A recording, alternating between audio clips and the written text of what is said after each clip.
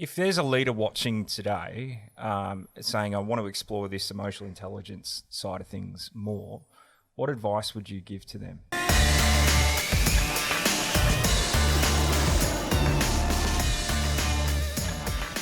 Obviously, I think there's a lot of fear. I think it's I think a lot of leaders are just overwhelmed with hitting targets, emails, you name it. They just see it as, well, it's the soft and fluffy stuff that maybe can put aside when you've got clear, definite things to do. So, but the reality is, it's sort of if you do the emotional intelligence stuff first, you actually have less of the other things to do. So that'll be my view of it. I'm probably not explaining that great, but I look at the footy clubs in Victoria, from Richmond, who changed the way they did things. Collingwood changed the way they did things. All of a sudden, they get success. Yep. People clearly in research want to know they're cared for, and if they're cared for, they'll do more and take more workload off you, and you'll get less turnover. And it seems to me so basic. So I don't understand why they don't embrace it, to be honest. I think you've got a question that you ask most of the people when you go out and do training. Throughout your day, what percentage of your day, your work day, would you say that you're talking with people? Yeah, it's an interesting question, isn't it? I find this one fascinating. Every group seminar I run, I'll ask that question about, well, what percentage of your day is actually, and your job is talking to people, that interaction, whether you're writing an email, whether you're standing at the photocopier or you're in a meeting or whatever.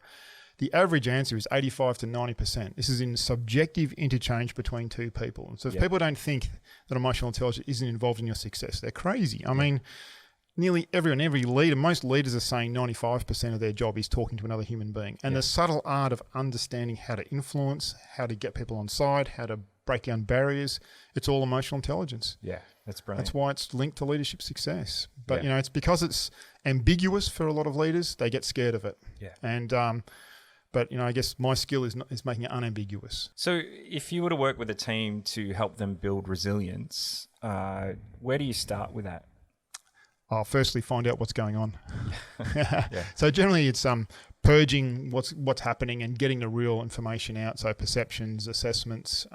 When you say purging, do you mean like venting out? Yeah, letting them vent a little bit, hearing what their perceptions are, but I don't necessarily believe perceptions. As a good friend of mine, Susan David at Harvard, says, that emotions are directions, not facts. They're not facts. They're not facts. And that's the big point. When people believe emotions are facts, they're in all sorts of trouble. I heard that emotions are only right 15% of the time, something like that. Yeah, well, I always like to think of emotions as a hypothesis. They're your past giving you a guess on what's going to happen next.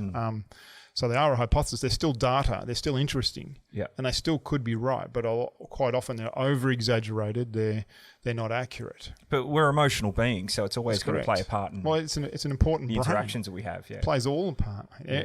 Any time a team's undone, it's due to emotions. I mean, you've only got to look at sport. Elite sport's a great example because, we're seeing in most elite sport players struggling with depression and all kinds of things. And it's a massive pressure cooker, but you see the results on the field. A lot of people can kick a football or do a touchdown or whatever. They've all got the skill. Yeah.